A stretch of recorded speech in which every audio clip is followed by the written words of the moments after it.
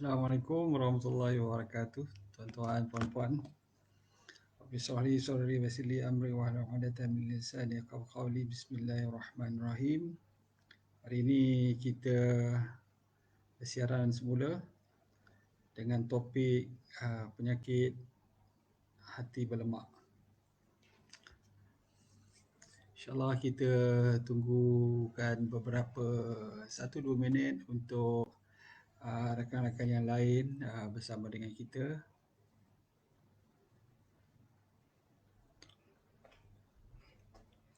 Jika tuan-tuan ada mendengar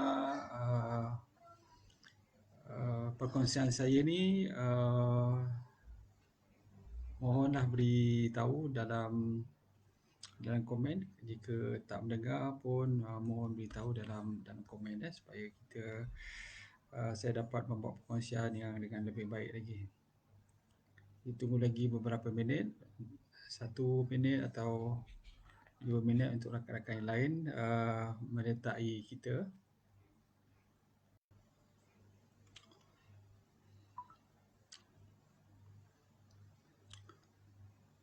Okey, tuan-tuan, dah melebihi 50 orang, jadi saya mulakanlah tentang penyakit hati berlemak ni. Sebelum itu, hati berlemak ni sebenarnya tidak dapat orang cakap tu ada simptom-simptom yang tertentu di peringkat awal. Jadi bagaimana kita mengetahui kita mengalami penyakit hati berlemak ni apabila kita mungkin menjalankan pemeriksaan darah pada satu orang cakap tu ketutusan darah yang dinamakan sebagai liver function. Dekat situ ada macam-macam kalau tuan-tuan ada laporan darah, kat situ ada liver function test. Di situlah menunjukkan sama ada kita punya total bilirubin, kita punya protein, sama ada albumin ataupun globulin. Dia ada punya ratio, kemudian ada beberapa enzim di situ. Yang ini sebenarnya menjadi panduan pada kita sama ada kita sudah mengalami masalah hati yang berlemak ataupun tidak. Jika ada peningkatan, jangan terus panik. Ramai di antara yang menunjukkan atau me-WhatsAppkan saya laporan perubatan mereka. Saya tengok ada peningkatan sedikit di dalam enzim di dalam hati tu. Yang ini tuan-tuan tak payah risau. Tak payah risau. Sebab apa? Sebab jika peningkatan itu tidak melebihi 2 kali ganda, faham dengar jika peningkatan enzim ini tidak melebihi 2 kali ganda daripada bacaan yang normal, itu tidak perlu dibimbangkan. Itu hanya bermakna hati kita bekerja lebih keras daripada biasa. Dan apabila hati telah menyelesaikan masalah, menyelesaikan kerja ini, selalunya tahap enzim itu akan kembali kepada normal. Jadi sebagai contoh, katakan satu enzim di situ, maksimum dia adalah 100. Lebih daripada 100 dia dah tak normal. Kemudian naik ke 120, 150. Yang itu jangan risau dulu. Tetapi sebagai contoh dah naik sampai 200, yang ini perlu dirisaukan, berkemungkinan sama ada peningkatan ini menunjukkan bebanan kerja yang terlalu banyak dalam masa yang pendek, beberapa hari yang lepas, beberapa minggu yang lepas. Contoh-contoh dia, sebagai contoh, kita mungkin ada makan beberapa jenis ubat, ataupun kita mungkin ada jangkitan kita panggil hepatitis, ataupun disebabkan oleh masalah yang dah lama, pemakanan kita dan sebagainya. Okey, jadi jangan risau unless dia dah meningkat sehingga ke 2 kali ganda daripada yang normal. Yang ini memerlukan pemantauan yang lebih untuk melihat apa punca dan sebagainya. Yang nanti kita sebut. Jadi ingat jangan cakap, doktor macam mana ni saya punya laporan kesihatan saya, perubatan saya nampak dia macam lebih sikit. Selagi dia tidak mencapai 2 kali ganda, jangan risau dulu. Boleh ulang semua selepas 4 bulan. Jika dia dah normal, sudah okey. Kalau dia meningkat, kita tengok peningkatan dia. Sama ada peningkatan dia semakin meninggi dengan melonjak dan juga menyebabkan enzim-enzim lain juga mungkin bertambah, ataupun dia dah kembali normal 4 bulan, 6 bulan. Begitu. Jika ada masalah. Jika ambil terlalu cepat, sebulan mungkin tidak menunjukkan apa-apa sangat. Jadi kita bagi masa lah 4 bulan, 6 bulan, itu sudah cantik lah untuk kita memeriksa semula fungsi fungsi hati tadi tu. Fungsi tak jelas lah suara. Tak maaf.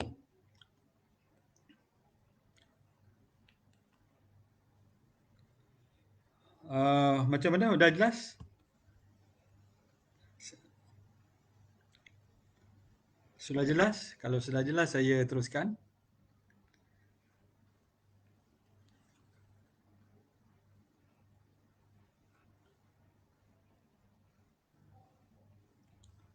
Sudah jelas, perempuan? Macam mana? Dah jelas? Ada pula respon. Okay, saya rasa sudah jelas lah. Jadi kita lihat masalah hati ni. Kenapa masalah hati ni perlu dipandang serius?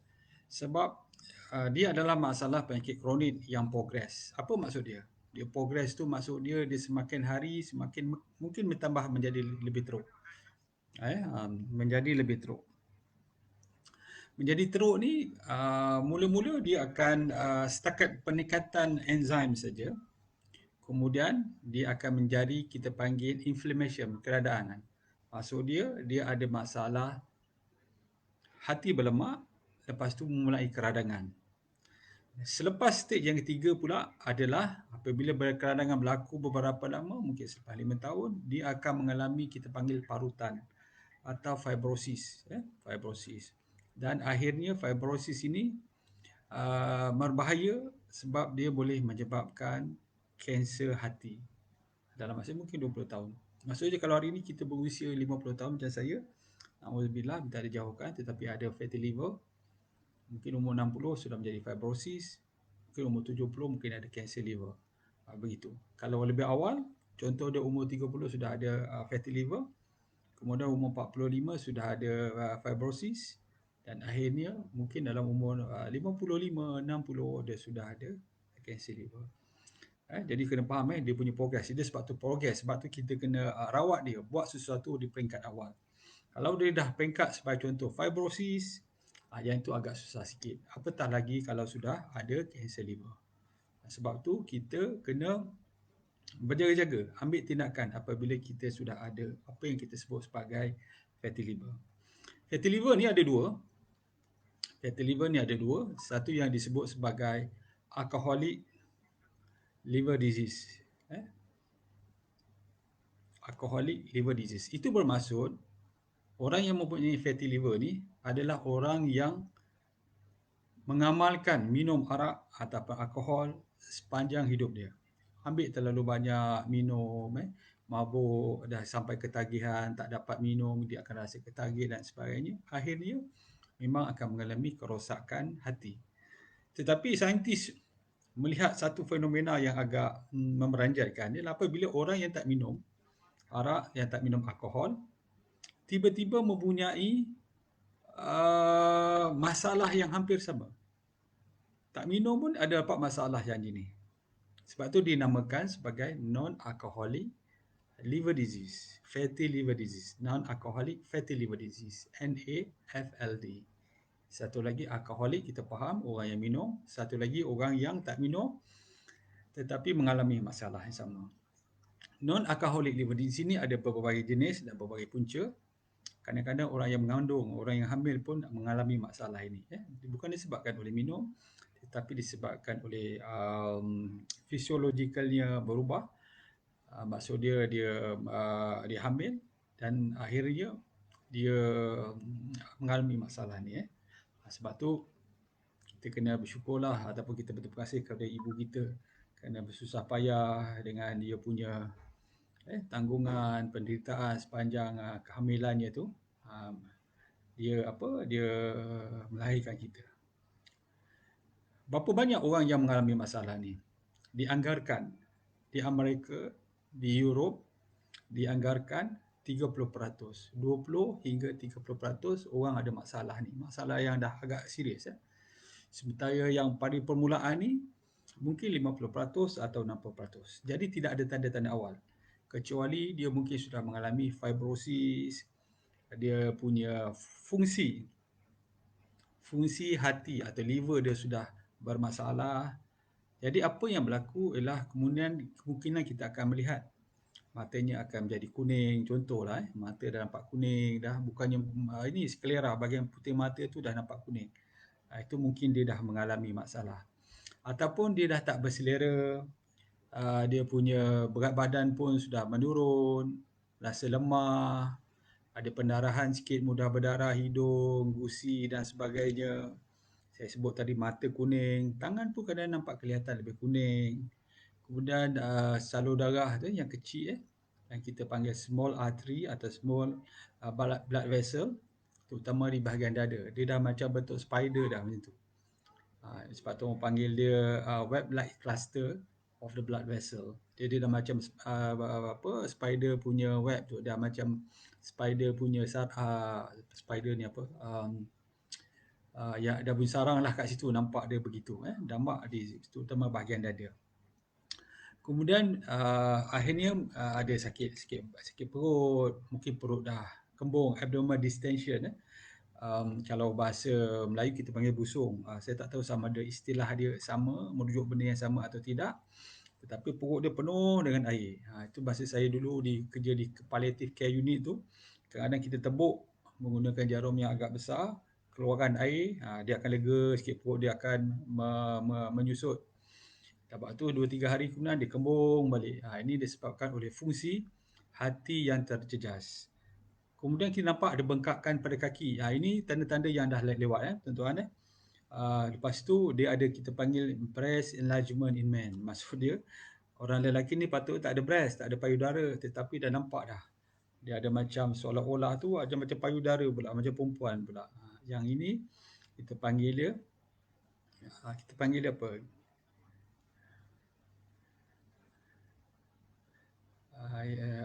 Dan juga kadang-kadang bila dah terlalu teruk juga dia menyebabkan kekeliruan, pingsan. Ini dah teruk. Tapi peringkat awal ni sirosis ni selalunya masalah yang pernah saya nampak, kekurangan dengan mata, rasa penat, perut kembung, lepas tu rasa macam tak sihat, jalan sikit dah penat, pukul 5 dah energi dah turun dah tak ada energi kata dia. Dan sebagainya. Ini mungkin tanda-tanda yang menunjukkan masalah dalam diri dia. Bila kita buat pemeriksaan darah sebagai contoh, fungsi hatinya nampak terjejas. Dengan macam mana kita nak tahu? Nampak pendekatan kita panggil dia liver enzyme. Liver enzyme. Orang yang mana yang kita mungkin suspect dia ada liver disease? Fatty liver disease. Apa orang macam mana? Pertama sekali orang yang obes. Orang yang ada kolesterol tinggi, orang yang diabetes, mungkin ada hypertension. Yang ni mungkinan dia mengalami masalah dah start dah. Jadi pemeriksaan darah tu perlu dibuatkan. Begitu juga orang yang hamil. Orang yang mempunyai kehilangan berat badan secara mengejut ataupun dengan cepat. Sebab tu orang yang sebagai contoh orang yang cuba berdiet, dari badan besar nak cepat kurus. Contoh nak cepat kurus. Jadi bila cepat kurus ni, apa yang berlaku adalah kita akan lihat kadang-kadang tahap kolesterol akan naik. Lepas tu kita akan lihat liver enzyme ataupun enzim-enzim dalam hati dia akan lebih meningkat untuk sementara. Sebab tu terkejut, apa pasal kolesterol naik?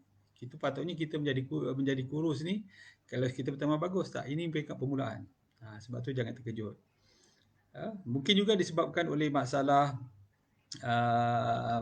pengambilan ubat, terutamanya methotrexate, tamoxifen, amiodarone, dan juga banyaklah ubat-ubatan. Sebab tu ubat-ubatan ni perlu pemantauan atau subscription doktor. Dia tak boleh ambil begitu saja sebab dia mungkin menyebabkan masalah hati nanti. Jadi diagnosis dia ialah dengan cara pengambilan darah dan juga kemungkinan kalau kita suspek dia sudah ada fibrosis, baru kita buat ultrasound, kerana itu akan lebih kelihatan lebih jelas sekali.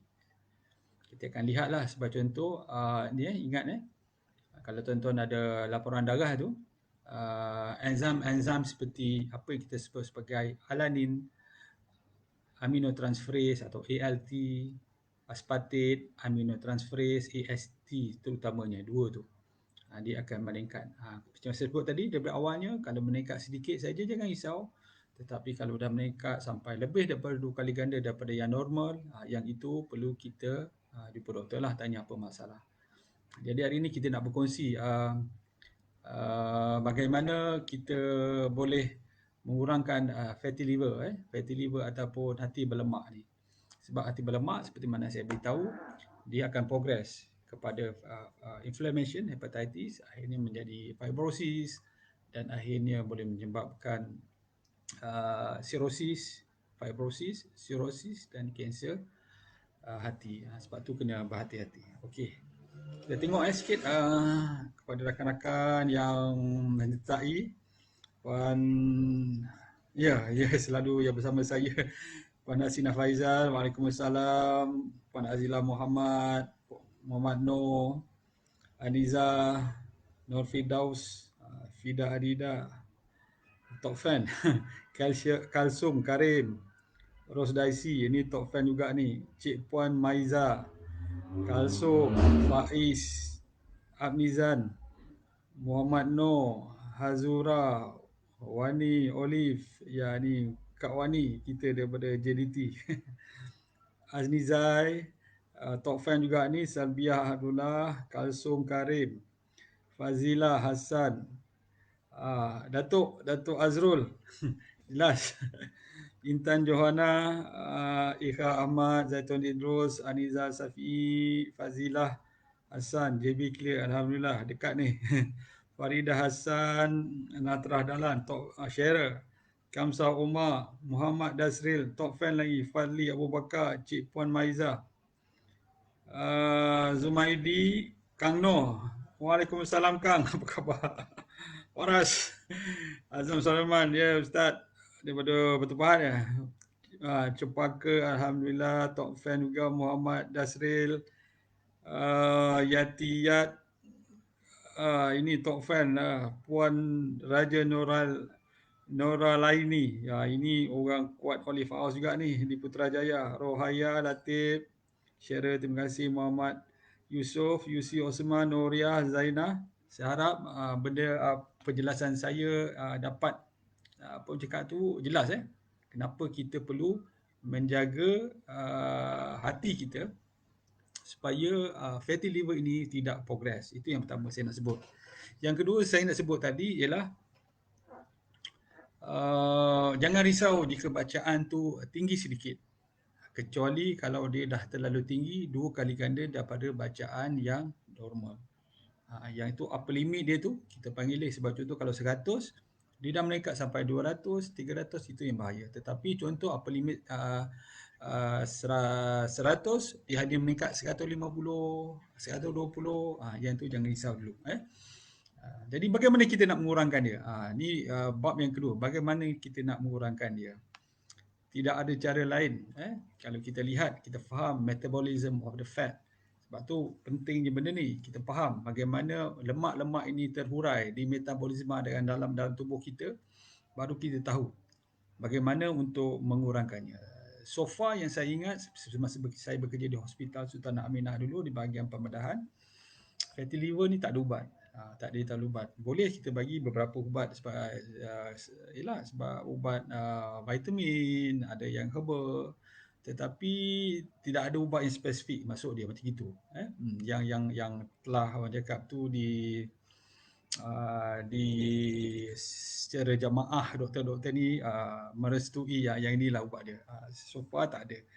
So apa yang perlu yang dibuat ialah pertama sekali untuk menurunkan fatty acid ni ialah kita kena berpuasa.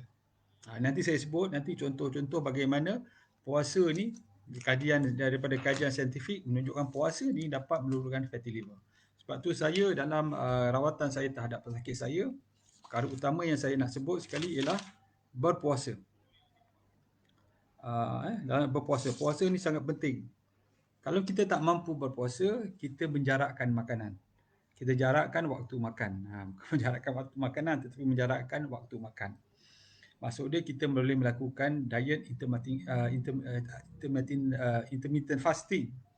Kita menjarakkan makanan. Bila kita dah jarakkan makanan, makan semestinya lah kita makan pun kurang. Jangan yang kita sebut sebagai hypocaloric diet. Mudah saja. Sebab tu saya sendiri bila waktu makan, saya selalu akan buat diet intermittent fasting. Bila waktu makan, saya akan mengambil dalam portion healthy plate.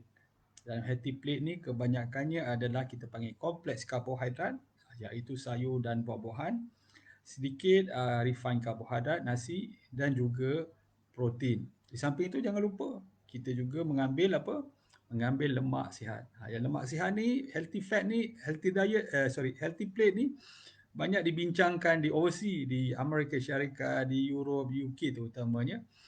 Sebab tu dia ada unsur tu healthy fat. Kalau kat Malaysia ni saya tak tahulah, tapi kalau di sana memang dia akan sebut kena ambil healthy fat di samping air yang mencukupi bila kita makan.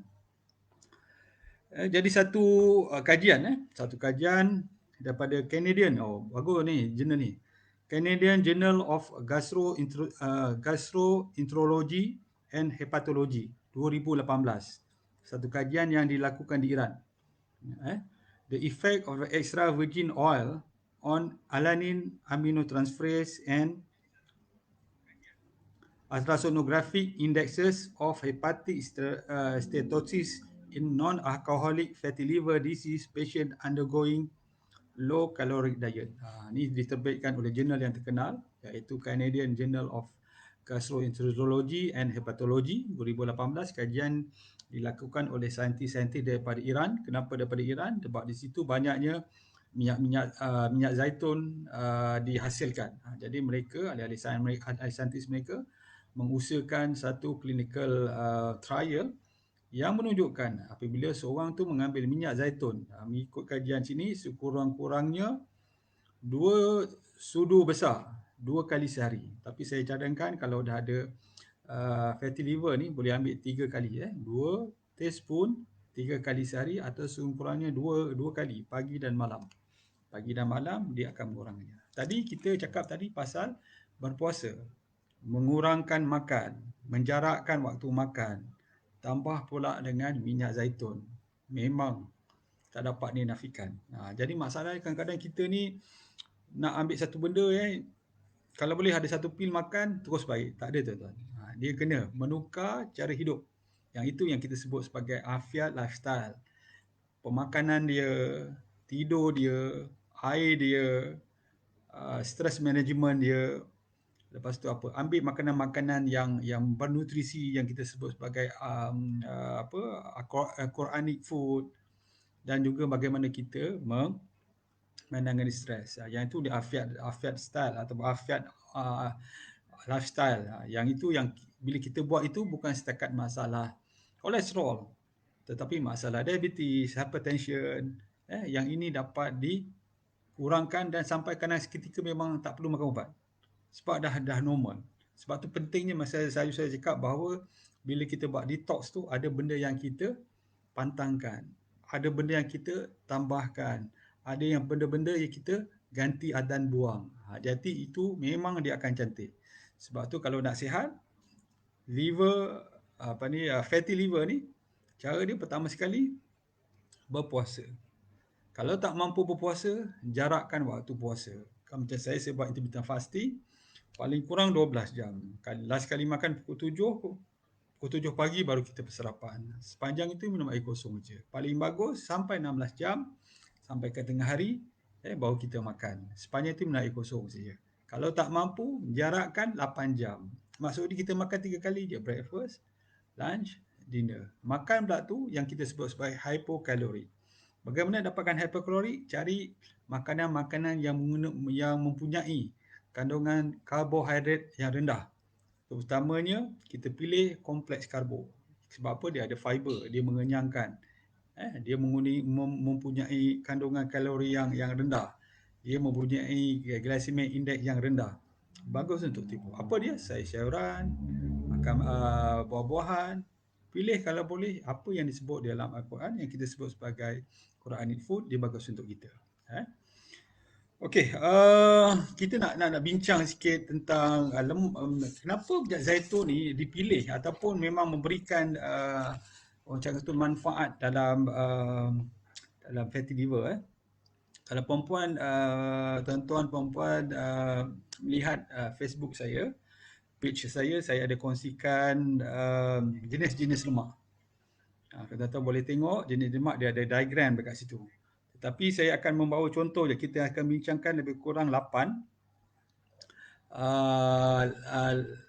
jenis minyak.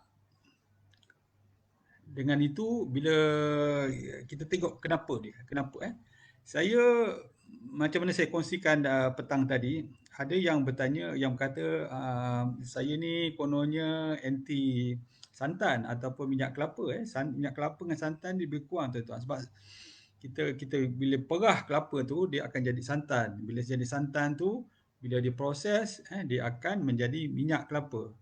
Orang zaman dulu dia ada santan, disejukkan. Bila disejukkan peti ais, baru tu kalau ada peti ais lah, kalau tak ada peti ais dia akan masak santan tu sampai berminyak. Kemudian dia pisahkan dengan tahi santan tu, kita tahi minyak kita panggil lah. Yang kalau kita makan rasa macam sedap tu dengan minyak dia kan. Proses yang lama. So proses yang baru kita panggil VCO ni atau virgin coconut oil ni, dia compress ni macam juga minyak zaitun. Jadi kalau kita lihat minyak ni atau lemak ni dia terbagi dua. Satu yang kita panggil saturated fat, lemak tepu. Satu lagi yang kita sebut sebagai minyak tak tepu. Sebelum ni perkongsian saya kita sebut minyak tak tepu ni ada dua. Satu kita panggil monounsaturated. Satu lagi kita panggil polyunsaturated. Tetapi kena faham, polyunsaturated ni sebenarnya menyumbang kepada omega. Yang ni kena faham. Jadi monounsaturated ni dia akan akhirnya akan menjadi, ni secara mudah saya tak nak bawa terlalu, orang cakap tu terlalu kompleks sangat sampai kita tak faham. Monounsaturated akhirnya akan menghasilkan omega 3. Polyunsaturated dia ada dua. Satu yang kita sebut yang akan menghasilkan, saya minta maaf dia confuse dia. Monounsaturated dia menghasilkan omega 9, omega 9. Polyunsaturated dia terbagi dua, dia akan memberikan omega 3 dan omega 6. Sebab tu kita pernah mendengar omega 9, omega 3, omega 6. Yang ini banyak dalam minyak zaitun. Ramai yang bercakap minyak zaitun ada omega 9, omega 3, omega 6, tapi dia orang tak faham. Jadi saya nak menjelaskan ini. Jadi sekali lagi, minyak tu ada dua. Satu kita sebut sebagai minyak tepu, saturated fat. Satu lagi kita panggil minyak tidak tepu. Minyak tidak tepu ni atau minyak unsaturated fat ni dia ada dua. Satu yang kita panggil monounsaturated, kebanyakannya yang kita sebut sebagai oleic acid, dia akan menghasilkan omega 9. Polyunsaturated ni dia ada dua jenis. Satu yang kita panggil alpha linoleic acid yang akan menghasilkan omega 3, dan satu lagi kita panggil linoleic acid menghasilkan omega 6. Jadi saya tak sebut ni takut tuan-tuan confuse. Tentang nama-nama nak sebut ni agak-agak sama, tapi dari struktur chemical dia, molekul dia agak berbeza. Jadi untuk pemahaman kita, sebab kita nak praktis saja, kita nak ambil saja, kita bukan nak jadi seorang student, kita nak amalkannya, cuma kita kena faham. Minyak canola sebagai contoh, kalau kita rujuk kepada gambar rajah tu, dia adalah saturated fat 7%. Sementara unsaturated fat 93%. Kebanyakan dia yang kita sebut monounsaturated, omega 9. Omega 3 10, omega 6 20. Ini canola yang biasa kita beli kan dekat pasar raya untuk kononnya untuk menumis dan menggoreng. Nanti kita bincangkan. Saya hanya bacakan dia punya kandungan je. Minyak jagung, corn oil, saturated 13. Monounsaturated omega 9 30 atau 29. Polyunsaturated omega 3 1%, Sementara omega 6 banyak juga ni, iaitu 57. Corn kita ingat corn bagus kan. Nanti kita sebut cerita. Itu, kemudian kita sebut lagi soya bean. Yang ini jenis pun kita sebut sebagai saturated content dia rendah, 15%. Sama juga seperti corn tadi, tetapi omega 9 23, omega 3 8%, omega 6 54%. Peanut oil, minyak kacang, saturated fat dia 15%. Sebab tu kita panggil dia minyak unsaturated. Sebab monounsaturated dia omega 9 48%, omega 3 tak ada langsung, dan juga omega 6 3%. Yang ini semua adalah kita panggil minyak-minyak yang sihat, yang selalu kita panggil unsaturated oil. Cuma saya tak sebut lagi satu lagi, apa dia? Kalau tuan-tuan tahu. Itulah dia minyak zaitun yang kita tak sebut lagi. Minyak zaitun, saturated fat dia 15%. Yang lain lebih kurang 85% adalah unsaturated fat. Daripada 85%, 75% adalah yang kita panggil sebagai oleic acid, omega 9. 1% omega 3 dan 9% adalah omega 6. Berbeza berbeza dengan contoh kalau kita tengok tadi corn oil berbeza dia punya. Tapi ini adalah yang kita panggil unsaturated fatty acid daripada minyak-minyak yang saya sebut. Kemudian kita tengok minyak sawit kita. Minyak sawit kita yang ini kita panggil dia saturated fat. Sebab tu saya sebut dalam minyak sawit, minyak kelapa dan juga butter fat. Yang tiga-tiga ni memang saturated. Butter fat ni daripada susu lah, daripada butter tu, daripada haiwan. Dia ni memang kita panggil saturated. Kalau palm oil, minyak sawit kita, saturated fat dia 50%. Unsaturated fat dia lebih kurang berapa? 49%, omega 9 39%. Tinggi. Dan juga omega 6 10%. Omega 3 tak ada. Coconut oil, minyak kelapa, ini memang tinggi saturated fat dia, iaitu lebih kurang 91%.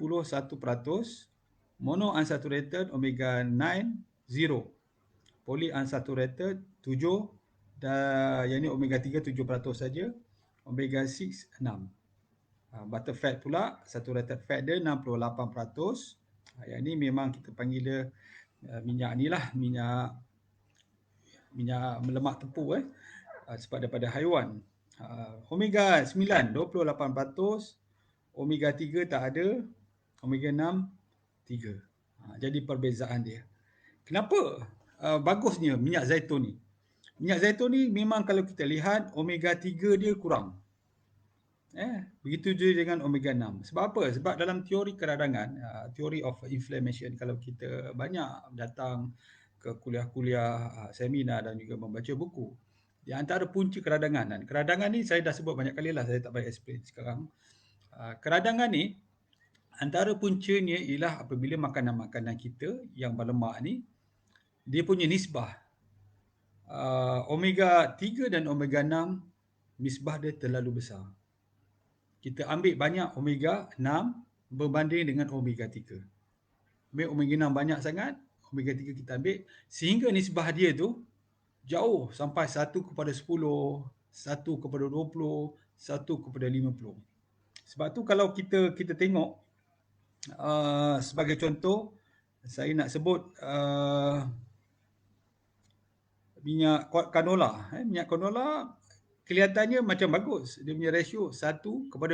Tetapi saya sebut lagi, sebab dia unsaturated fat, dia tidak sesuai untuk digoreng, menggoreng. Bila menggoreng, molekul dia akan berubah, dia akan menjadi trans fat. Bila digunakan terlalu lama, beberapa kali dipanaskan, dia mudah tukar kepada trans fat dan akhirnya minyak menjadi trans fat. Minyak pertama mungkin bagus, tapi bila dah kedua ketiga, dia mudah. Berbanding dengan sebagai contoh minyak kelapa sawit tadi kan. Minyak kelapa sawit dia saturated, dia memang susah untuk menukar struktur molekul dia. Walaupun menggunakan haba yang tinggi. Berbanding seperti tadi canola. Sebab tu canola tak boleh kita gunakan untuk menggoreng sebab dia bimbangi, dia mudah menjadi trans fat. walaupun dia punya ratio keradangan dia 1 omega 3, 2 untuk omega 6. Masih tinggi, tapi kalau boleh kita teori keradangan kata kalau terlalu tinggi sangat omega 6 berbanding dengan omega 3 tidak bagus, dia boleh mencetuskan keradangan. Selalunya 1/3 gitulah. 1/2 ni okey. Tetapi kalau minyak corn, saya dah kira tadi 1 omega 3, 60 omega 6. Minyak zaitun, 1, minyak soya bean dulu. 8 kepada 54 atau 1/7. 1 omega 3, 7 omega 6. Peanut dan lain-lainnya. Itu menunjukkan apa? Bila benda ni berlaku, dia akan menyebabkan sifat keradangan. Jadi untuk kita panggil dia untuk mudah bercakap lah, untuk menetralkan keradangan itu, kita memerlukan omega 9, linoleic acid. Sebab tu dalam pemilihan kita, bukan saja kita melihat kepada omega 3. Omega 3 ni banyak dalam, contoh dalam ikan, dalam telur, ada daripada sumber haiwan. Sebab tu sumber haiwan walaupun kita cakap dia saturated fat, tetapi dia ada omega 3. Sementara tumbuh-tumbuhan ni, kita tak tengok omega 3 sangat, tapi kita tengok kepada oleic acid ataupun omega 9. Iaitu olive oil, monounsaturated dia yang paling tinggi iaitu 75. Walaupun dia punya ratio omega 3 kepada omega 6 tidak berapa bagus sangat, tetapi dia ada oleic acid yang paling tinggi sekali. Dalam banyak-banyak minyak ni, yang paling tinggi oleic acid omega 9 adalah minyak zaitun. Minyak zaitun dan oleic acid lah yang dikatakan bukan saja dia akan dapat menurunkan tahap kolesterol, tahap penyimpanan lemak di dalam hati, tetapi dia juga dapat menurunkan inflammation di dalam hati. Sebab tu itu satu aspek. Satu aspek ni seperti mana yang biasa saya sebut ialah keradangan ni, inflammation ni apabila dia punya workload hati ni terlalu banyak. Kerja hati ni dah banyak sangat sebab dia memproses, menapis dan juga semua terlalu banyak sampai enzim dia meningkat. Di hati juga dia terdapat je penyimpanan lemak-lemak. Tugas dia dalam kadar yang tertentu. Kalau katakan dah terlebih, dia akan pergi simpan dekat sel-sel lemak. Tapi sel-sel lemak pun mungkin dah banyak, dia pun akan berlebihan juga di situ. Sebab tu kita tengok selalunya orang yang ada fatty liver ni, selalunya pun terdapat juga kolesterol, tahap kolesterol yang tinggi. Total kolesterol, HDL dia menjadi rendah, LDL menjadi tinggi dan triglyceride dia tinggi. Sebab tu apabila kita berpuasa, sebagai contoh, dia membantu sebab triglyceride terutamanya berpunca daripada kita banyak makan sangat karbohidrat berlebihan. Banyak sangat karbohidrat simpan di lemak dan lemak akhirnya mempunyai triglyceride yang tinggi. Selain daripada glycogen, disimpan sebagai glycogen, disimpan juga sebagai triglyceride dalam hati. Sebab tu kita kena kurangkan, yang mana dah ada umur 40 tahun, 50 tahun, dah ada macam-macam penyakit ni, memang banyak berpuasa. Ambil minyak zaitun. Sebab apa? Monounsaturated. Tujuan dia, minyak zaitun ini, dia akan meningkatkan HDL, menurunkan LDL dan menurunkan total kolesterol. Berbanding kalau kita mengambil trans fat yang banyak dalam, sebagai contoh cookies kita yang dijual di pasar raya, contoh dalam kek, dalam donat, dalam yang itu semua banyak mengandungi trans fat yang itu membahaya pada tubuh sebab dia menyebabkan inflammation. Sebab tu kita kena ambil minyak zaitun ni. Minyak zaitun ni, ini saya cakap ni bukan saya cakap sebab saya menjual, tuan-tuan.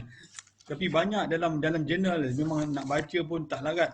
Terlalu banyak menceritakan minyak zaitun bukan saja untuk hati, bukan saja untuk kolesterol, fatty liver dan sebagainya. Banyak lagi untuk kita punya kulit, kita punya apa lagi? Kita punya jantung, kita punya otak, sel-sel otak dan sebagainya. Vitamin D pun bagus kalau kita ambil minyak zaitun sebab dia akan meningkatkan kolesterol yang baik dan akhirnya ditukar menjadi vitamin D. Itulah. Sebab tu kebaikan dia memang terlalu banyak. Jadi kita pergi kepada, mungkin ada pertanyaan-pertanyaan sikit, saya boleh jawab. Daripada mana tadi? Allahu Akbar.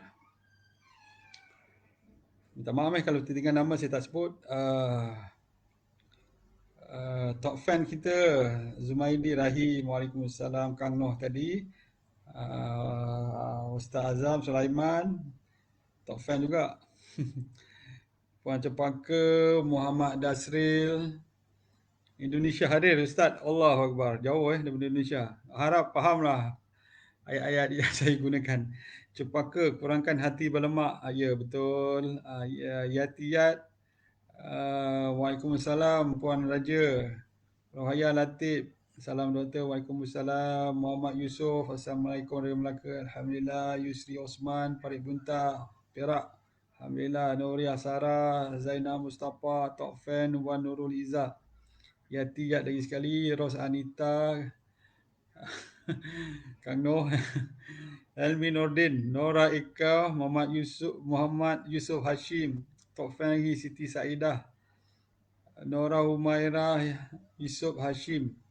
Ya, puasa penting. Sebahagian daripada perawatan kita sebagai orang Islam terutamanya, memang ambillah puasa tu sebagai satu cara untuk kita sihat, insya-Allah.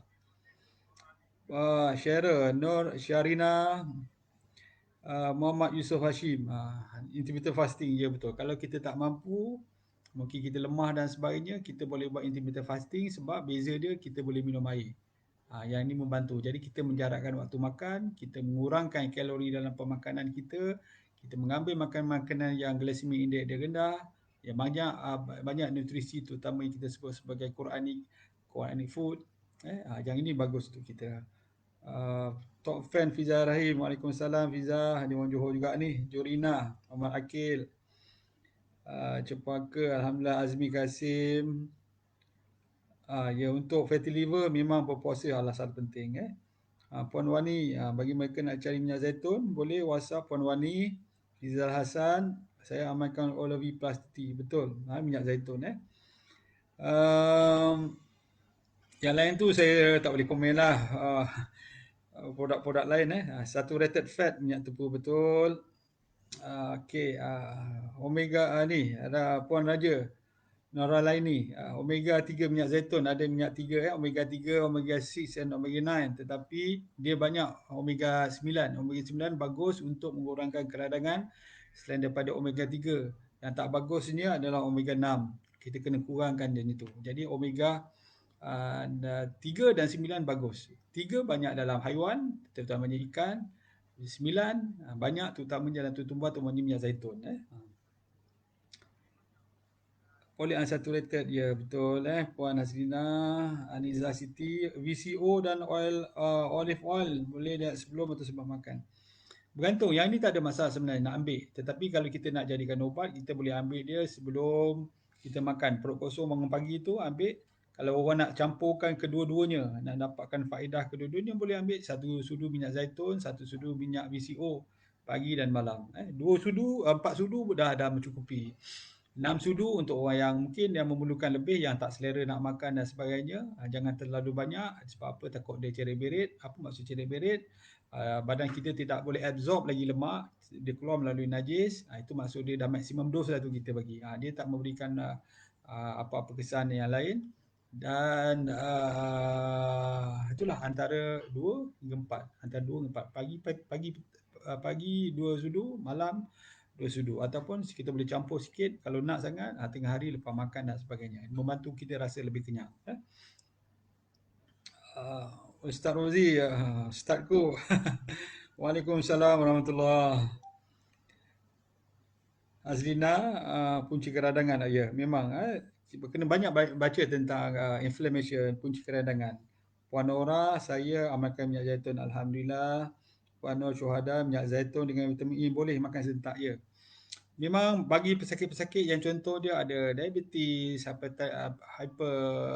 hipertensi, ada kolesterol tinggi dan ada masalah fatty liver ni, saya memang kadang gabungkan dengan vitamin E. Sebab vitamin E ni dia adalah vitamin yang jarang saintis melihat. Satu, saintis melihat vitamin C, vitamin D, vitamin E ni dia agak orang dia tak tengok sangat. Tapi baru-baru ni banyak kajian berkaitan dengan vitamin E, terutama yang kita sebut sebagai tokotrienol daripada minyak sawit.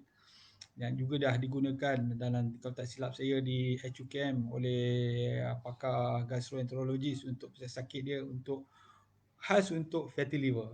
Jadi sebab tu saya lebih suka gabungkan minyak zaitun dan juga vitamin E, sebab dia punya kesan tu berganda. Itu yang saya nampak lah. Puan Maria Hashim, Alhamdulillah. Hajar Khairunisa, Waalaikumsalam. Sina untuk menentukan keradangan perlukan vitamin 9 9 bagus, dan juga omega 3. Tetapi dalam dalam minyak zaitun ni omega 3 tidak ada, sebab dia bukannya sumber daripada haiwan. Banyak omega 9. Oh, betul, banyak kajian dalam jurnal Abnizam, bolehkah pengambilan gluten free food bantu kurangkan 3? Ya, gluten food bagi setengah orang yang sensitif terhadap gluten, dia kena hentikan tu. Sebab tu dalam detox yang saya ajar, dia ada benda yang kita tak boleh makan, ada benda yang kita perlu ganti, ada yang perlu benda yang kita tambah, ada yang perlu kita buang.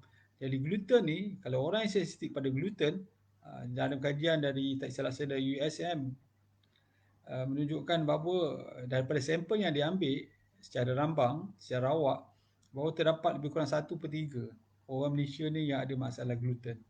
Dia tengok dia punya antibody dan sebagainya. Sebab tu bagi mereka yang ada masalah gluten ni, sebagai contoh eczema, teruk sangat, ataupun mungkin mengalami masalah perut yang tak selesa dan sebagainya, mungkin ada masalah gluten dan banyak lagi lah dia punya sign dan simptom dia tu. Yang ini kena berhati-hati dengan gluten. Yang itu mungkin kita akan sebut lain kali. Tetapi minyak zaitun ni bagus untuk mereka, mengurangkan inflammation.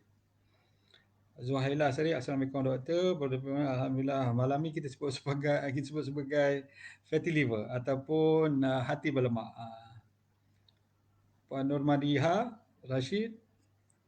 Waalaikumsalam. Puan Raja, hati berlemak. Ya betul. Iman Nasumi, Waalaikumsalam. Hidayah Abdullah, boleh tak buat pengurusan ternak semak? InsyaAllah kita akan buatlah.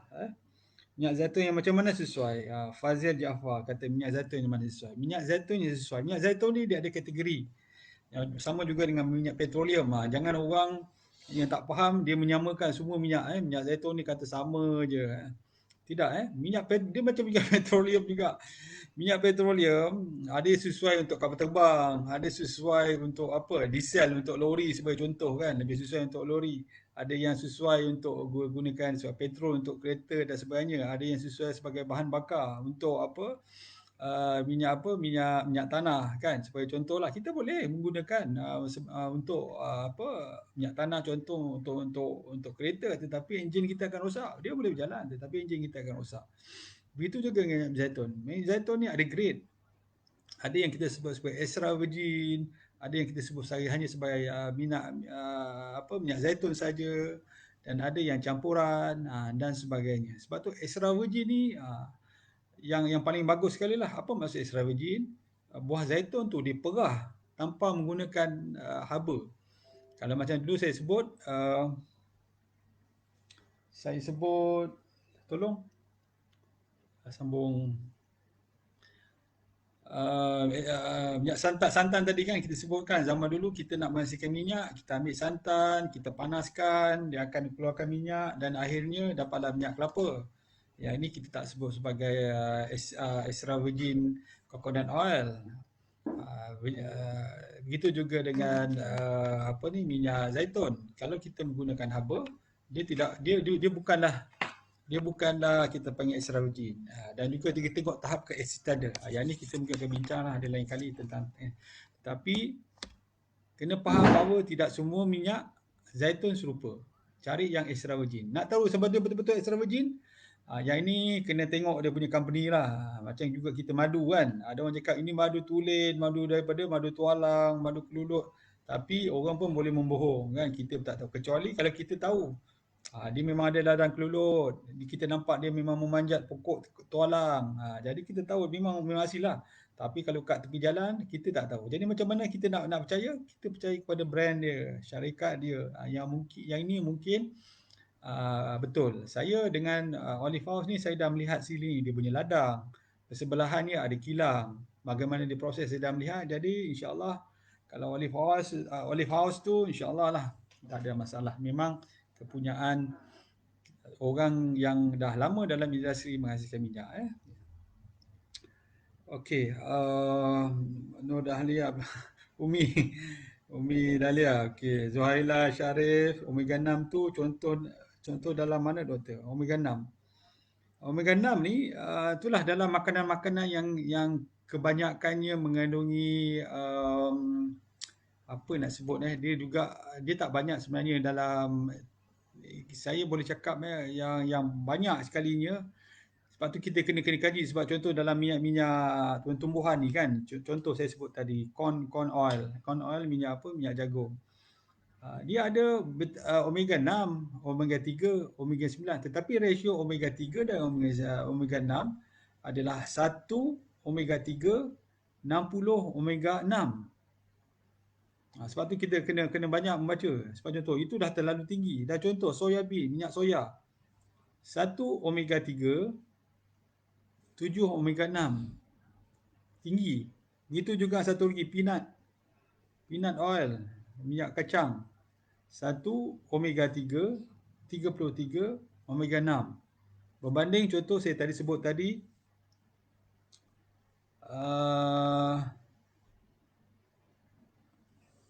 minyak zaitun.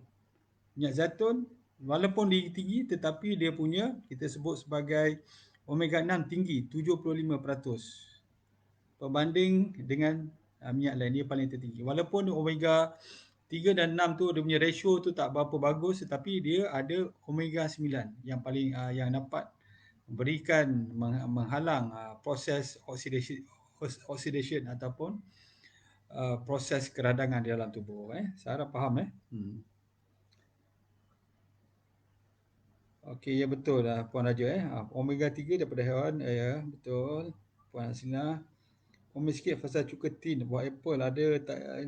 Yang problem dengan cuka ni tuan-tuan, saya nak beritahu, cuka ni kadang-kadang saya pernah juga mendengar juga perkongsian ada orang cakap minum sampai tekak terbakar dan sebagainya kan. Minum minyak apa cuka aja terbakar. Dia ada dua isu. Pertama sekali, dia punya kandungan asidnya terlalu tinggi. Sel tinggi ni kadang-kadang dalam pemrosesan dia tidak menjalani pemrosesan fermentasi. Dia hanya mencampurkan, nak cepat campurkan cuka dalam buah-buahan yang telah dihancurkan. Hancurkan buah apple, letak asid, sama ada asid organik ataupun non asid organik lah sebenarnya. Lepas tu dah jadi cuka. Itu tak betul. Dia kena hancurkan buah tu, dibagikan kuman-kuman yang baik. Proses fermentasi itu mengambil masa antara 4 hingga 6 minggu. Itu permulaan. Kalau lama sangat kita takut dia dah menjadi beralkohol pula, jadi arak pula. Tapi proses dia begitu. Jadi dia punya asid tu dia agak sederhana. Itu yang isu yang pertama. Yang kedua isunya ialah sebab orang kita tak biasa. Kalau tuan-tuan pergi ke Timur Tengah atau negara Mediterranean, memang cuka ni sebahagian daripada makanan mereka. Daripada budak-budak lagi dia dah bagi cuka, dah tak ada masalah. Macam juga hari ni kita hidangkan sambal pada Mak Saleh kan. Mak Saleh daripada mana? Daripada Europe ke, UK ke ataupun daripada US. Sikit je ambil lada kan. Dia punya tak tahan tu kan. Oh, very hot, water kan. Sebagai contoh lah. Sebab apa? Dia tak biasa. Tapi kalau kita macam ni, orang Melayu kita kan, makan sambal pun rasa tak pedas lagi lah, nak pedas lagi kan. Sebab kita dah biasa. Itu dengan cuka. Cuka kalau di kanak-kanak di kawasan Mediterranean, dia orang dah biasa dengan minyak zaitun, cuka. Rasa masam itu dia orang tak rasa sangat. Setengah tu ambil roti cecah dengan cuka, cecah dengan minyak zaitun, makan gitu je. Kita tak boleh, kita makan cuka, kita rasa dah tekak, kita dah. Makan minyak zaitun yang original tu, yang natural, organik tu pun rasa macam tekak kita dah. Sebab apa? Kita tak biasa. Jadi kita kena cairkan sikit lah untuk mengurangkan rasa itu. Ya, betul. Inflammation ni, Ustaz Azam Sulaiman beritahu, antaranya gula, betul. Inflammation tu berlaku, pertama sekali gula. Gula ni menyebabkan banyak benda, antaranya inflammation. Lepas tu kita ambil trans fat. Trans fat pun sama seperti sebut dah tadi, apa dia trans fat. Kalau tak faham juga boleh Google dulu. Trans fat, tengok image, apa dia trans fat. Lepas tu kita boleh sebut sebagai yang menyebabkan transmisi adalah nikotin yang kita rokok, asap rokok kita. Juga menyebabkan masalah ni. Dan juga beberapa toksik. Toksik daripada environment kita, terutamanya daripada minyak petrol yang kita letak dalam kereta tu, dia punya wap tu masuk dalam tubuh kita, dia mungkin boleh menyebabkan inflammation, tetapi selalunya dalam masa sekejap lah, sebab kita tidak hidup berhari-hari. Yang dapat ni, yang berhari-hari ni makanan kita. Sebab tu makanan kita kena berjaga-jaga. Ubat-ubatan, setengah herba yang dicampur dengan ubat-ubatan, setengah herba yang terlalu tinggi dos dia, konon nak mencapai kesan yang cepat, yang ini bahaya. Tapi makanan-makanan lain, nasi dan sebagainya, mungkin dia berbahaya jika dia berlebihan. Okey, doktor boleh beri contoh makanan yang tak bagus untuk yang ada gastrik, makanan kacang tanah. Yang ni tentang ni kacang tanah dan juga kacang kuda ni, mengapa dia menyebabkan kembung perut ni. Saya dah sebut di dalam perkongsian saya dalam page, perkongsian saya dalam Kelab Sihat dan perkongsian saya dalam blog. Puan boleh cari dalam kat situ, insya-Allah akan jumpa mengapa kita makan sebagai contoh kacang kuda, perut kita menjadi lebih kembung. Setengah orang okey, setengah orang menjadi kembung.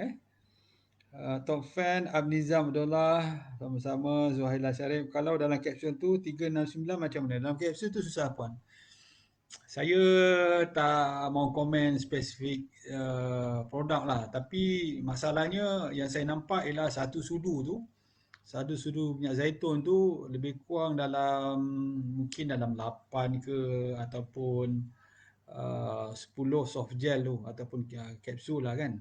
Soft gel lagi bagus, ataupun kapsul yang jernih tu, dia 6 hingga 8. Maksudnya kalau puan nak ambil 2 sudu tu, dia antara berapa tu? Antara 16 hingga 20 kapsul atau soft gel tu. Jadi banyak. Kalau makan satu hari 2 biji tu, dia macam mana macam kita nak suruh kuda berlari laju kan, kita pukul tit tit tit, dia bergerak slow je. Dia nak betul-betul laju kena betul loh, dos yang optimum. 1 sudu, 2 sudu, 4 sudu, baru dia optimum. Kalau ambil 1 sudu, bukan tak bagus, tetapi mungkin dia punya amount tu tak cukup. Kebanyakan kajian dalam jurnal menunjukkan pengambilan 2 sudu minyak zaitun sama ada 2 kali atau 3 kali, dia memberi manfaat kepada kita. Jadi tengoklah, kalau katakan kita makan 2 kali je, 2 kali, 2 sudu, 4 sudu, kita dah rasa macam ceret-berit, najis kita berminyak, maksud dia dos kita tu setakat tu je. Jangan sampai 3 kali pula, takut nanti terus minyak. Sebab apa? Penyerapan tubuh kita ni dengan lemak, dengan minyak ni dia berbeza-beza. Ini minyak sihat saya sebut. Jangan risau. Saya gantikan gula putih dengan gula perang. Ini pun sama pun, gula putih dengan gula perang ni saya dah banyak berkongsi. Gula putih dan gula perang lebih kurang sama. Apa membezakan dia? Gula putih ni, gula perang ni adalah gula putih yang dicampurkan 5 hingga 10% molasses. Gula putih juga, campur sikit molasses, warna dia akan menjadi lebih perang. Lepas tu dia adalah sikit vitamin, mineral yang very insignificant, yang terlalu sedikit sangat nak memberikan khasiat. Kalau nak ambil molasses sendiri, ataupun mungkin gula kabung, ataupun madu. Yang ini lagi banyak ni faedah. Okay, saya rasa takut itu saja kot. Dia punya komen-komen kita sekarang dah berapa? 10.30. Dan Alhamdulillah dah lebih kurang sejam kita bercerita. Jadi saya nak tengok sikit lah nota saya ni, yang mana mungkin saya dah susun tadi. Mungkin ada fakta-fakta yang tinggal. Jadi macam mana nak mengurangkan fatty liver ni? Seperti mana yang saya tahu, caranya adalah berpuasa. Kalau tak mampu berpuasa, kita menjarakkan makanan. Antaranya diet yang boleh kita lakukan lah diet intermittent fasting, sebab dia seperti berpuasa juga. Kita boleh buat waktu pagi, waktu siang ataupun waktu malam. Kita tidak makan, tetapi kita boleh minum air tanpa kalori. Maksud air kosong je kita dah boleh minum. Itu bagus dia. Bagi mungkin orang yang tak larat, orang sakit, dia nak berpuasa juga tapi dia takut kalau tak makan dia akan menjadi lemah. Intermittent fasting ni memang bagus. Kalau kita tak mampu juga, sebagai contoh kita boleh menjarakkan 8 jam. Jadi kita makan satu hari 3 kali saja, breakfast, lunch dan juga dinner. Masa pengambilan makanan tu, pastikan makanan kita mempunyai kalori yang rendah, hypokalori. Sebab banyak kajian yang menunjukkan pengambilan minyak zaitun bersama dengan diet hypokalori, dia dapat meningkatkan apa orang cakap tu, kolesterol baik dalam tubuh, menurunkan kolesterol jahat dalam tubuh, dan juga dia boleh menurunkan semula enzim hati dalam enzim dalam hati kita. Jadi dia sangat bagus pada kita. Okey, kita tengok sikit lagi.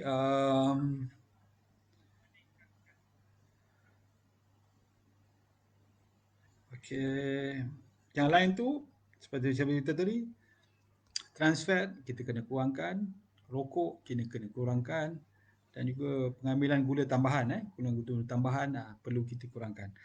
Yang gula tambahan ni biasalah banyak-banyak isu yang kita akan sebut lain kali, tetapi antara isunya ramai yang confuse. Sama ada perlu ke ambil gula kan, adakah tak bahaya kalau kita tak ambil gula. Yang ni kita akan cerita sebab saya pun dah cerita banyak kali. Mungkin di lain masa kita akan cerita. InsyaAllah kita akan berkongsi lagi berhubungan dengan gula. Dan untuk fatty liver ni, seperti mana saya sebut tadi, kita perlu buat sesuatu sebab dia progress. Mungkin dia ada hanya peningkatan enzim hati saja. Kemudian dia akan menjadi inflammation, keradangan. Kemudian dia akan menjadi fibrosis. Kemudian dia akan menjadi apa lagi? Dia akan menjadi dan akhirnya menjadi kanser liver. Jadi menjadi cirrhosis dan menjadi kanser liver. Jadi kita kena melakukan sesuatu. Cara dia tadi saya sebut, pertama sekali berpuasa, ambil makanan-makanan yang bernutrisi untuk kita, terutama yang disebut dalam Al-Quran, yang kita sebut sebagai Qurani food, terutamanya minyak zaitun, dia akan sangat membantu tubuh kita. Okey, saya rasa setakat ini dulu kot. InsyaAllah kita akan usul minyak ni, Ustazah Black Imtiaz, dia kata musuh utama minyak zaitun adalah haba dan cahaya. Betul, walaupun Olive House punya minyak zaitun tu botol cerah, tetapi saya selalu dah memberi penjelasan bahawa bila kita buka botol minyak zaitun tu, kita kena habiskan dalam masa 1 bulan hingga 2 bulan. Jadi kita tidak simpan lama. Bila kita simpan lama, apa yang berlaku ialah kemungkinan pengoksidaan. Sebab tu oksida udara ni menyebabkan bau dia menjadi tengik. Bila dah tengik tu maksud dia dah rosak. Sebab tu minyak zaitun bila dah buka, habiskan dalam masa 1 bulan atau 2 bulan paling maksimum, simpan balik dalam kotak. Kita bukan letak di tepi, di tepi tingkap. Di tepi tingkap tu memang cahaya. Tetapi kita juga tak dekatkan pada dapur, iaitu haba terlalu tinggi. Selalunya kita dalam dalam kotak, kita simpan di tempat yang jauh daripada cahaya dan jauh daripada haba. Yang biasa ni haba daripada ni lah, daripada dapur kita. Masuk balik, dia sudah membalik. Habiskan tuan, jangan simpan sampai setahun. Takut dia menjadi tengik. Tengik tu maksud dia sudah rosak. Jadi sebenarnya tak ada isu guna botol gelap ke botol cerah, kecuali kita beli berbalang-balang, satu kontena minyak zaitun, katakan 100 liter, 1000 liter kita simpan dalam satu tempat. Yang ini takkan kita nak habiskan dalam masa sebulan, mustahil. Mungkin kita simpan dia untuk beberapa tahun, nak habiskan, nak jual dan sebagainya. Yang ini perlukan tempat yang betul-betul gelap, kedap udara, tidak ada haba, tidak ada kepanasan dan sebagainya. Tetapi kalau kita botol kecil kita 250 ml ni, kena habiskan sebulan saja, cepat sikit, supaya dia bermanfaat, supaya tidak dia rancid ataupun menjadi tengik. Okey, saya rasa cukup buat perkongsian kita hari ini. InsyaAllah kita akan berkongsi tentang kalau tak silap saya minggu depan batu buah karang. Batu putih empedu. InsyaAllah macam mana kita nak kurang. Boleh tak orang dah buat operation batu empedu dah dibuang, boleh ke makan minyak zaitun? Yang ini satu isu yang diperdebatkan. Ada cakap boleh, kalau tak boleh kenapa, kalau boleh mengapa. Dan juga adakah kalau kita ambil minyak juga dia memudaratkan kita. Macam mana terbentuknya batu-batu dan sebagainya. bagaimana kita nak mengeluarkan batu yang kecil. Yang seterusnya. InsyaAllah kita berjumpa lagi. Wabillahi taufiq. Assalamualaikum warahmatullahi wabarakatuh. Subhanallah wa bihamdihi. Subhanakallahumma wa bihamdika asyhadu an la ilaha illa anta astaghfiruka. Sekian, insyaAllah kita jumpa lagi.